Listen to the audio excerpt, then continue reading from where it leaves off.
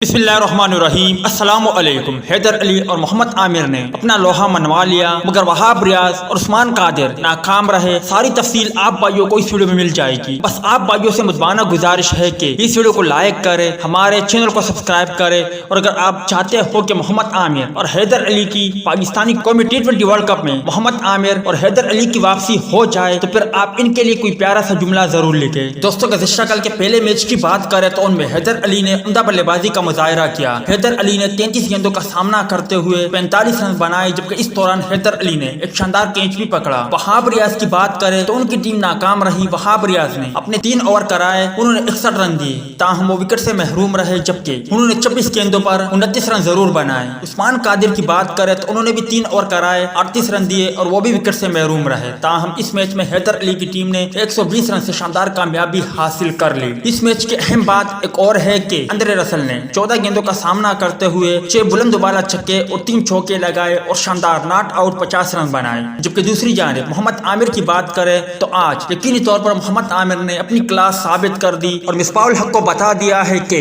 जो भी हो उन्हें T20 वर्ल्ड कप में लाजमी तौर पर शामिल करे। मोहम्मद आमिर की बात करें तो मोहम्मद आमिर ने अपने 4 ओवर के कोटे में 21 रन दिए और उन्होंने 3 खिलाड़ियों को आउट किया। ताहम मोहम्मद आमिर की टीम इस मैच में कामयाबी हासिल ना कर सकी, क्योंकि उनकी टीम बैटिंग के शुबे में मुकम्मल तौर पर नाकाम रही थी। 122 रन बनाई थी। मोहम्मद आमिर की टीम की बात करें तो वो इस मैच में कामयाबी हासिल ना कर सकी, ताहम मोहम्मद आमिर ने अपनी क्लास साबित कर दी। उम्मीद है दोस्तों कि आज के मुख्तसर वीडियो भी आप भाइयों को पसंद आई होगी।